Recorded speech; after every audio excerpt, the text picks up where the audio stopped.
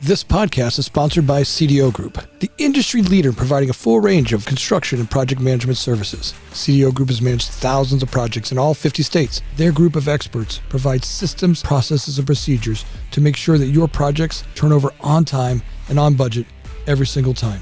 With over 24 years of experience, CDO Group is the industry's leader in construction management and general contracting services. To find them, go to cdogroup.com. Hi, and welcome to the Future of Development podcast. My name's Anthony Amunategui, and I'm here to inspire people to find amazing careers in the construction development world. If you like our podcast, please make sure you hit the subscribe button down below. If you really like our podcast, make sure you hit the little bell. Hey everybody, welcome to the Future Development Podcast. I'm your host, Anthony Amunategui. You're going to love today's show. I've got Lelia Morgan with Amerail. They are the largest, fastest hotel remodeling company in the world. The work that they do is quite impressive. Remodeling while guests are still living in it. You're going to love this conversation. With that, let's give a big warm welcome to Lelia Morgan. You know, Lelia, I am so excited about having you. I'm grateful that you're joining me today. Thanks for coming on the show. Yeah, thanks for having me. Really appreciate the opportunity and excited to discuss the future of development of the hospitality industry. You know, there is so much going on coming out of a pandemic and really looking at the way that we're reshaping America and especially hotels across the country. So many things we've learned going through a pandemic and how to handle rooms and stuff. You know, as we get into that, really start to look at where the future of the hotel room is. And as you guys are on the front of that, right? You guys are really on the leading edge of where the hotel world is going. You know, the amount of hotel rooms that you change. But before I get into that, I want to know more about you and your company. Let's take it back a little bit. How did you guys get into the hospitality creation? Sure, absolutely. So Amerail Systems has actually been around since 1985. And what happened is the owner and founder of the company, Alan Shaw, had a relationship with an architect out of Buffalo, New York at that time. And it just happened to be that that architect was doing all of the work for IHG hotels. And at that time, Holiday Inns were all the rage, and they were all exterior corridor properties. So all the doors were on the outside. So there was a lot of railing at that time that was needed. And Alan saw a need in that industry and said, hey, I can do that. My company can do that. Hence the rail in Amerail. And we really just started from that relationship with IHG, doing all of the railing for Holiday Inns around the entire country. And the company's grown from there. We're now at 2,400 projects complete, 49 states nationwide. Alaska is the only state we haven't worked in. So if you have a listener that has a hotel in Alaska, we'd love to talk to you. But no, and ever since the railing of the Holiday Inns, we've really grown and evolved with the hotel industry. There's a lot of properties that we've worked on for 20 years and just have seen so many different renovations and design elements happen all throughout that time. You know, it's amazing. As I talk to entrepreneurs across the country, I get one thing. It's never, you know, hey, I set out to be exactly this. It starts off with, I did this, and then had an opportunity, and a lot like a sweater, right? You pull a little string and it starts to unwind, and where it takes us, it's never known, right? Where all of a sudden you're down this path, and now you're remodeling. You went from doing railings to remodeling hotels. And it's a matter of just saying yes, right? Taking it on. Sometimes I call it throwing our keys over the fence, right? I throw my keys over the fence, and now I have to go get them, right? A customer needs something, and I see an opportunity to go do it. And the people that I work with will say, all right, let's go knock that off. And that's been some of the biggest opportunities for our growth, is that we just take a risk and go somewhere that someone needs something and unwind it, right? Absolutely. And I think that really kind of speaks to our history. We were doing exteriors, and now we do interiors of properties. And really, it's one of those things of, yes, you have this need. We're not 100% sure, but we're going to figure it out for you, and we're going to do that. And I think the best, most successful companies have that spirit of, I'm not really sure how it's all going to end up, but let's go and do it. And it's that teamwork and ingenuity and everything that really makes the company successful and grow and evolve. And Amerail has done all of those things, and it's been a great opportunity to be a part of, and really an honor on a personal level just to see that evolution of the industry and the company. You know, I have watched, even myself, I've gone through different iterations of an entrepreneur. we take on, I remember the first time one of the big hamburger brands said to us, hey, we want you to be a GC. And, at the time we were a project management company, and they said, look, we need to bring on a lot more GCs. We need you guys to be able to help us figure this out. And we went and I remember we pulled ourselves aside and we started talking about it, and it was scary, right? You're a little scared, like, oh my God, we're going to take this big jump. But some of the most exciting times as an entrepreneur have been in those meetings where we invented out of nothing, and the excitement of as a group for doing this. And it just took, constant work, right? Constant thought on it, and I'm sure that's the same thing that happened with your group, right? You have this opportunity relationship with an architect, and all of a sudden you start to exploit on that. Tell me a little bit about how that happens. Sure. So, I think that in any good business, it is networking, right? It's who you know. It's just you may not make a connection. I may meet you today and we may not have anything for each other in a business standpoint at that moment, but it's really making those relationships that, oh, okay, in the back of my head, I know so-and-so has a GC company that they absolutely can come and help us on this project, or you just keep seeing each other and you keep in touch, and really that networking. And I think that that's huge in hospitality, not only on the GC and construction side, but also on a corporate level as well. Everyone's really in this together. And I know that's kind of a cliche thing to say. Yeah. It's like, oh, we're all in this together. But truly in the hospitality industry, I have seen that firsthand. And that's really how the evolution of meeting an architect going to, oh, okay, we've done 2,400 hotel renovations happens. No, that's great. I think there's a lot of great stuff that comes from that conversation, right? Hey, we need each other to support what we're about to get done. And, in the relationships I've had with brands, that's exactly what it is. They need something, and I'm willing to go there with them, and they will help coach me along the way. They want our success as much as we want to be successful, and we want to do that. And in partnership, you start to ask each other, all right, how are we going to do this to get this to happen? And I'm sure that's how it happens with those first hotel remodels, right? So talk to me a little bit about that evolution. You go from railings, now you have this opportunity to really grow the service that you provide. Tell me how that happens. So it is almost exactly what you said. And in fact, we went through another phase of that earlier in this year. So the pandemic obviously happened, really crippled the industry for a little bit. There was a lot of staffing changes within corporate brands, and we took that opportunity to go to our partners at the corporate level and say, what can we do to help you? And that's how the real evolution changed. Is that not, hey, give us business? It's no. What can we do to help you at this time? We know you have owners that are unsure about financing. We know you have property improvement plans that you're not sure about timing. We know that there are a lot of different aspects happening. And really at the end of the day, our job was to be there for them and say, what can we do to assist you?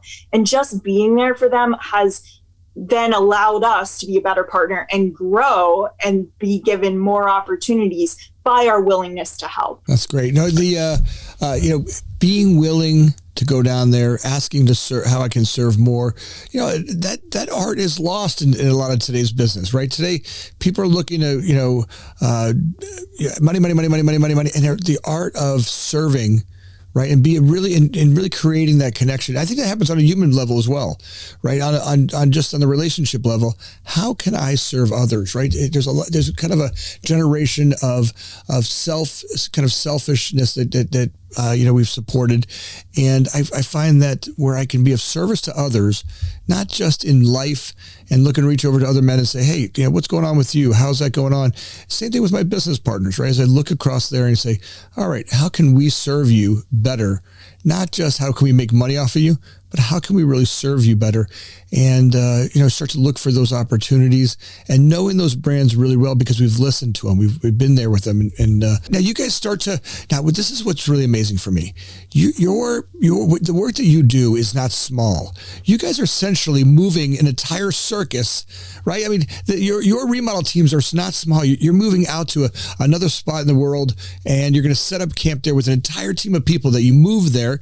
We were talking talking pre-show and talking about moving the circus, right? You've got the lions, the elephants, the tigers. You got to move the tents and all the stuff out to another marketplace. To do that, how do you start to unravel and figure out who goes first, what goes for second? Absolutely. Well, we don't have a train yet. Maybe that'll be the next stage. We're going to circus train and actually move that way. But maybe we have a convoy. That's about the best we can do now. But no, we're very fortunate enough to have a world-class team of project managers and supervisors.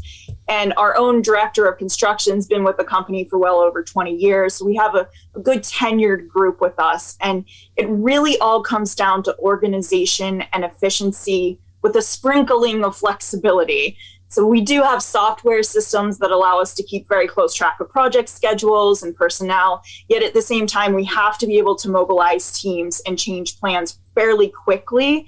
And that usually happens more with weather. Some of our products aren't able to be applied unless it's a certain temperature. You're going to have storms. You're going to have just different situations that are out of our control. So really, we rely on that organization, our software systems that help us track when FF&E is coming in, when we know an engineer might be able to be on site for inspections, when we know our painting team may arrive.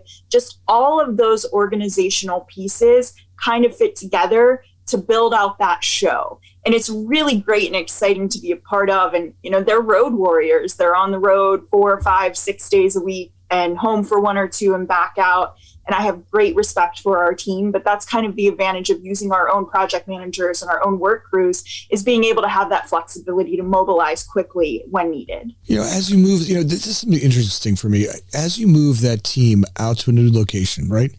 And how do you keep they're away from home, they're traveling, oftentimes in different cities, right? And keeping them healthy, keeping them excited, moving that team out there so that they stay in peak performance, right? What do you guys do to maintain that? I think that starts honestly with staffing. We do try and staff the right people. You can teach people a lot of things, but you have to hire the right kind of person. So I think that goes back to, I use the phrase world-class team. And that's really true. Our project managers genuinely care about what they're doing, care about their teams. Now, is it all happiness and rainbows? No, that's just not reality. But I do think it's that building out those teams that work together and being able to recognize when maybe you need to make those changes. But the core morale and teamwork within those individual teams is really what keeps them motivated and together. And also, how great is it? You're doing this project where it's just going from a rendering and you're seeing it in real time transform into this modern, beautiful property based on your work. Like, that's very rewarding in of itself. Yeah, I find our teams that do well with traveling, they love watching the instant gratification of a development of a project, right? Being able to see it go from 2D on plans to 3D in completion. There's something about taking it from picture to actual production that they love. And then there's another part about people that are on the road that kind of build a camaraderie with each other. Right, it's kind of like a band of a circus group going out, or doing a show, or a group of actors that go out and do a show, or military people that go out and fight a battle. There's a certain camaraderie that happens with them that brings a closeness to them, and as they work together in these foreign lands, and trying to achieve something, building those teams and having people that are team players, I think that's really important. Absolutely. I mean, I think nothing bonds a crew together like the shared trauma of being on a swing stage in 40-mile-per-hour winds. Something like that. Really, I think you're just in the trenches and you have those experiences together that do allow you to not only you work hard, but you are able to step back and see the fruits of your labor in what you're doing. So, Lelia Morgan, when you start with the franchisee, right? When you start with the franchisee, where do you start, right? You get the phone call, ring, ring, ring. Hey, I got a hotel I need remodeled. Where does it start? Absolutely. First, it's just the information gathering. Do you own the property? If you don't own the property, are you looking to buy? If you do you have a PIP? So do you already have your property improvement plan from the corporate brand. That's really the roadmap that's going to tell us exactly what we need to do. Also, just simple questions such as, do you have drawings? If you don't have drawings, do you have an architect you're working for to create those drawings? Do you need us to assist you with that? Do you have renderings? Kind of seeing exactly where they are in the process. Because of our reputation, we have so many different calls. So we have some ownership groups that call us and they're already been approved by the brands and they have their permit set drawings and they have their engineers they're working with, and they just need us to come in as an actual GC capability. Whereas we have some less sophisticated owners that only own 1 or 2 hotels, or they're thinking of buying their first hotel. And we take that opportunity to really circle their project and help them through that entire process. And sometimes that even means getting them in contact with someone at a brand level. They maybe have not even done that and they're looking to purchase a hotel. So it's really a fact-finding mission when someone first contacts us. Again, it goes back to that, what can we do to help you? It's really that. So what we can do for one person to help them may be different from the other. So now you get the hotel owner or the potential hotel owner, and you start to find out what they want to do, and you start to break down the parts and pieces of it. And how do you decide, and how do you start to order? What does that timeline look like as you're putting together the program? Sure, that's a lot on brand requirements and then also phases. So is this something that they would like to do the interiors first, or is this something where perhaps they just need exterior work?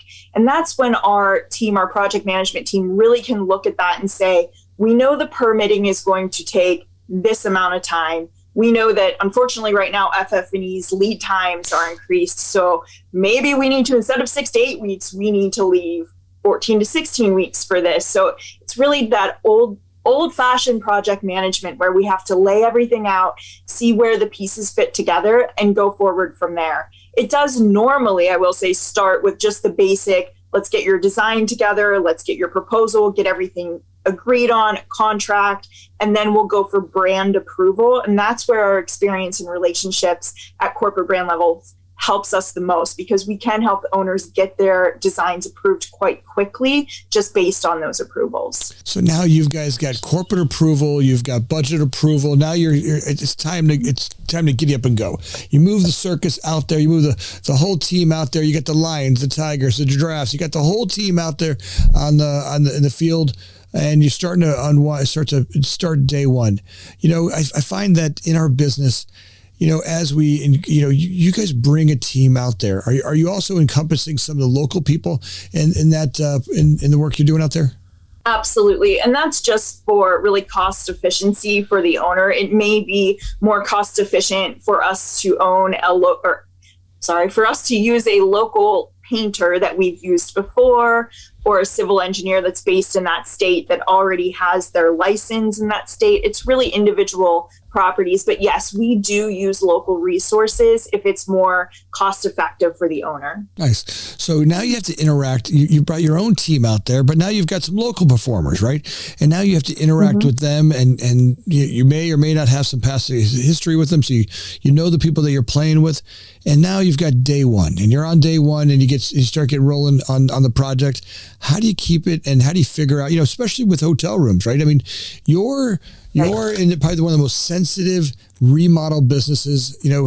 Food and hotels are probably the most sensitive remodel components for to work in, and really, really difficult. How do you prevent the guests from coming downstairs going, I heard him jackhammering at 6 a.m. Well, that was going to be my actual response, is what, you don't like jackhammering at 6 a.m. when you're trying to sleep in on your business trip? That was actually going to be my response. Get up. Yeah, no, where that comes into is we have an amazing support team, myself included, in the sales side. We have a marketing team, and we work kind of on the other ends of the construction element of a project, where we work directly with property management. We want to ensure that we work at the best time for that specific location. That's just guest sensitivity. So we're going to schedule major work around lower occupancy times and make it a priority to be as least disruptive as possible. So if we have a hotel where we're doing an interior and exterior, and they know they have a giant convention coming in next week, we're not going to close off a floor of their rooms. We're going to start with something like, okay, let's power wash and do the repaint because we know we can do that before your big group gets here, and kind of be working around what's best for that property.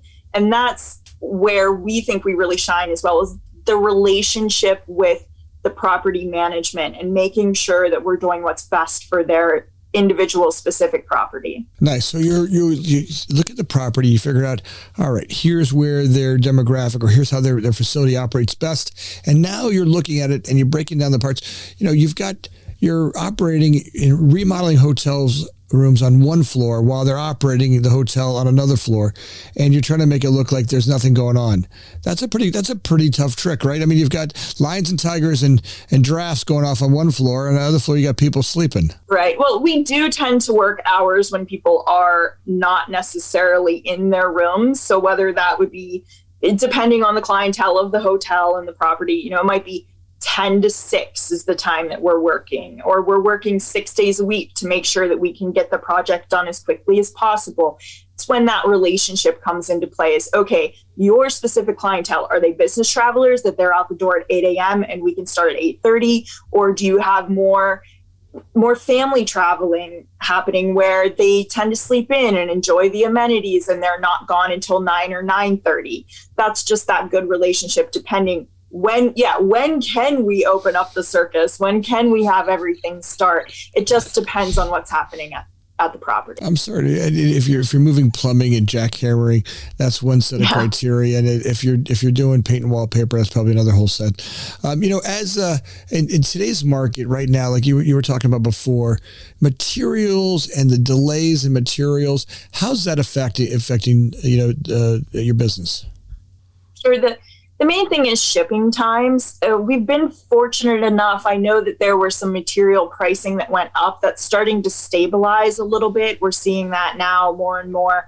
So the main thing is it's just delaying when we actually receive the item. So instead of, I think I mentioned it previously, a 6 to 8 week lead time, we're looking more between 12 or 14 to 16 weeks. And that just goes back into the project management where we have to adjust on our end for that. But we've not really seen necessarily scarcity or any inability to be able to get material. It's just more lead times. Nice. The scarcity of lead time as that affects our overall budget timing, right? You're looking at this thing, and one component can really throw off the whole dynamic completing a room. Looking at that and making sure that we get those components in a timely fashion, so that all of a sudden I don't have a component where I can't reopen a room. Right, that's got to be, that's making all of our hearts pitter patter as we get these rollouts. For sure, and worst case scenario, if we get something before, we could always use storage solutions. And if we know, all right, this has to go in the room before this aspect, we can utilize storage just to make sure that we have everything in the most efficient order to install. No, that's great. So let me ask you this. What's your favorite part of your business? It sounds so just cliche. I love meeting people. I love meeting hotel owners and brand representatives, and just the way that they speak of the industry with passion. There is genuine care behind hotel owners and what they're doing, and property of general managers of properties. They legitimately care and want their guests to have a good experience. And it's really, that's my favorite part, is being able to meet all these people and help them ensure that they're doing what they love, which is making sure that the guest experience is as best as it could be for their property. No, that's awesome. Getting a guest experience, I always find out that whenever I can serve people in a way that, exceeds their expectation, right? We go in as a team, we do something really, just construction, a remodel in a hotel is not disruptive. And it takes a lot from the team and the brand to go through this evolution. It's sometimes you're changing flags. Sometimes so there's not just the design changes, but now we've got operational changes that come in. We got a whole new team of people that are coming in and judging us during this period, right? A lot of that really affects their relationship. Correct. Apologize. You're asking about the construction relationship aspect? Yeah. How that impacts. Yeah, you're looking at the brand that we're working for as they're going through this evolution. right? They may be changing flags. They may go from one flag to another flag while you're remodeling their brand.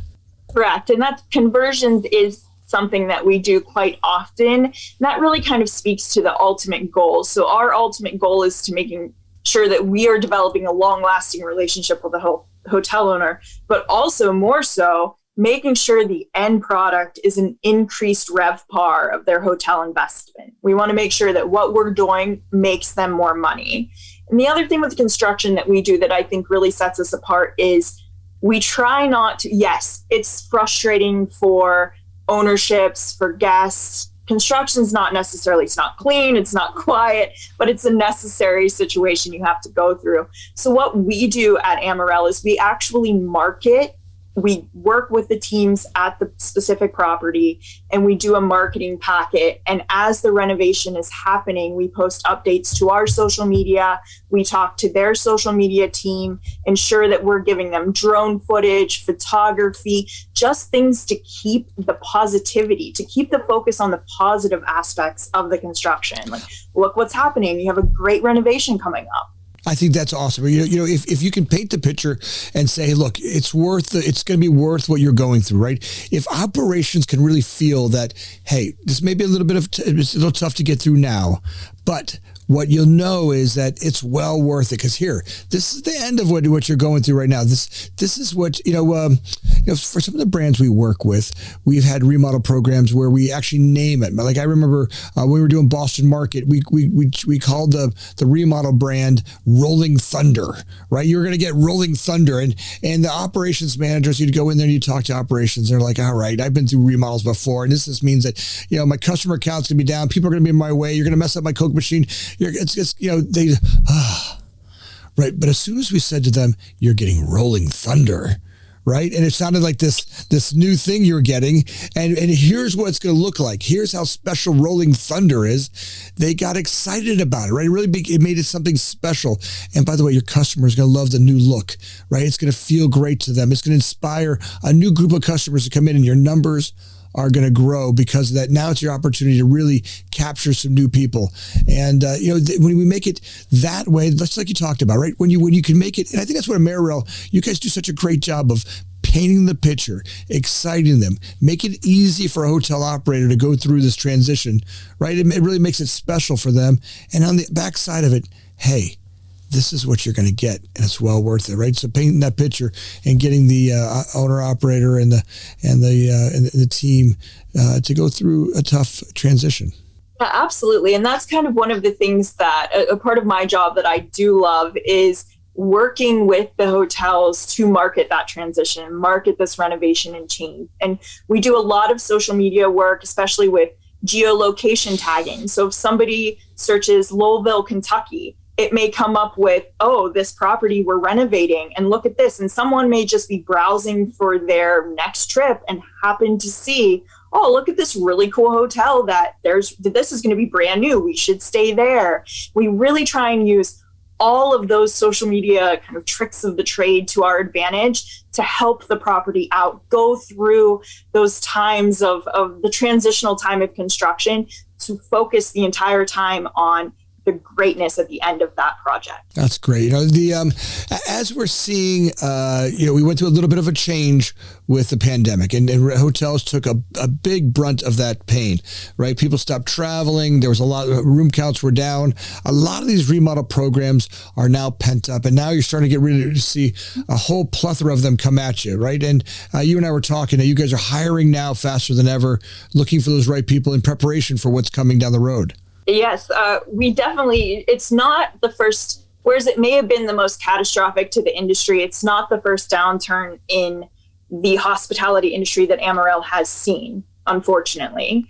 And what we know is that we've taken this opportunity to increase our staff and really best prepare to be a good renovation partner for when those times are up. The brands keep extending due dates for renovations or they're lowering scopes, but eventually that bubble is going to burst and there's going to be a massive need for everyone to have their renovations done within the same 12 to 24 months. And we want to make sure that we can, put our hands up and say, hey, we're here, we're experienced, we've staffed up, we're ready to go.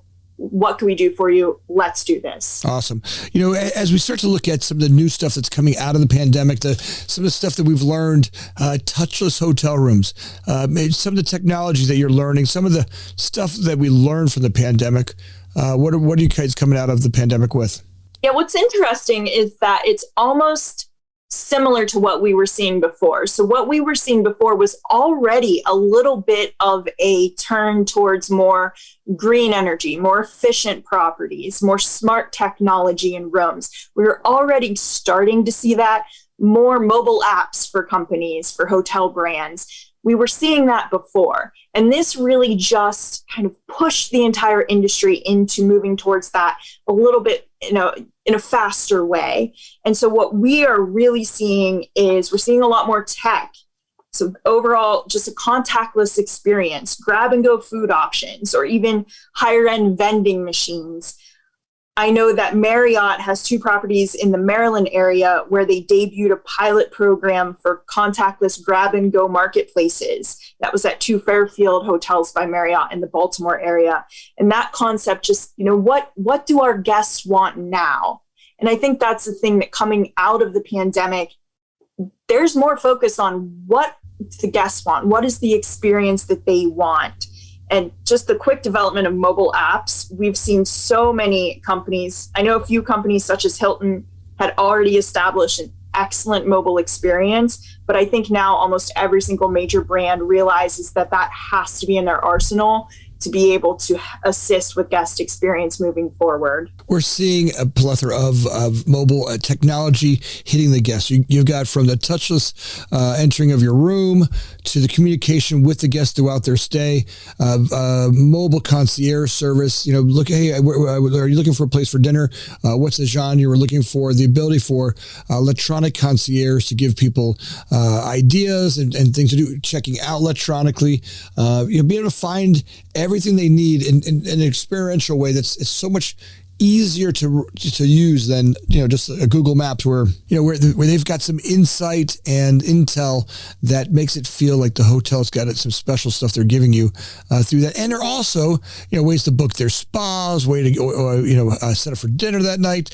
All of the insights and experiences that you weren't getting from just a hotel room a little while ago, and it's really not costing the hotel that much more. And they're getting a lot of data from that, understanding their guests a lot smarter when they're checking in, how they're checking in, when they're making decisions about hotel rooms, and being able to really make their marketing more targeted to support that, and finding other means of generating some revenue through that technology. Absolutely. And I think that, a lot of industries are experiencing staffing shortages at this time. The hospitality industry is on the front end of that.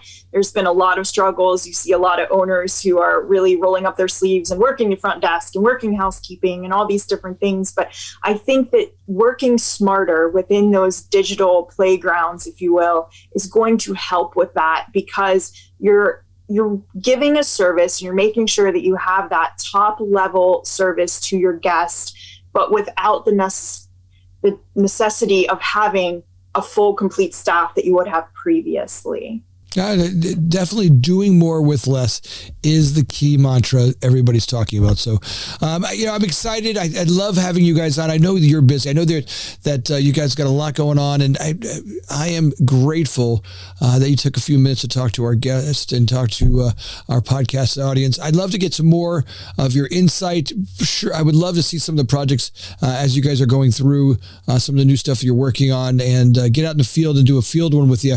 One of these days, because I think it's really amazing the amount of what you do as a company, what Amerail does as a company, and moving that entire team to locations and the services that you deliver for your customers.